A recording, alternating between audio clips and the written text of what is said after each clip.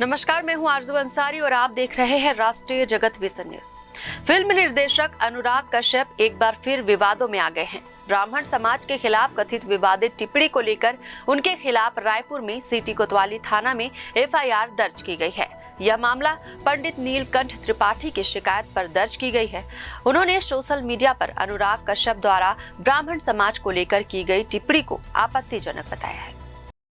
Police ने भारतीय न्याय संहिता की धारा 196 और 302 के तहत मामला दर्ज किया है। यह कार्रवाई उस वक्त की गई जब हिंदू समाज से जुड़े कई लोगों ने कोतवाली थाना पहुंचकर ज्ञापन सौंपा और अनुराग कश्यप के खिलाफ कड़ी कार्रवाई की मांग की।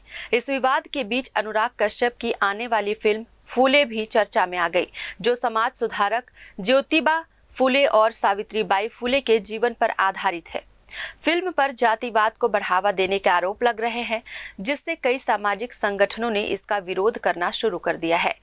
विवाद को और हवा तब मिली जब अनुराग कश्यप ने सोशल मीडिया पर एक पोस्ट साझा की, जिसमें ब्राह्मण समाज को लेकर कही गई एक लाइन को लेकर लोगों ने तीखी प्रतिक्रिया दी।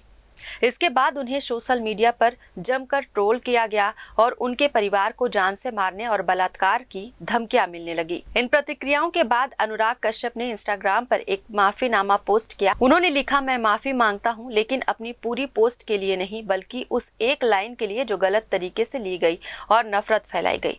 उन्होंने आगे कहा, कोई भी बयान इतना अहम नहीं होता जितना आपकी बेटी, परिवार, दोस्त और अपने लोग होते हैं। उन्हें रेप और जान से मारने की धमकियां दी जा रही है और यह सब वे लोग कर रहे हैं जो खुद को संस्कारी कहते हैं। फिलहाल इस खबर में बस इतना ही। देश प्रदेश की खबरों से अपडेटेड रहने के लिए हमारे चैनल को सब्सक्राइब करें और नए खबरों के नोटिफिकेशन के लिए बेल आइकन को जरूर दबाएं। नमस्कार।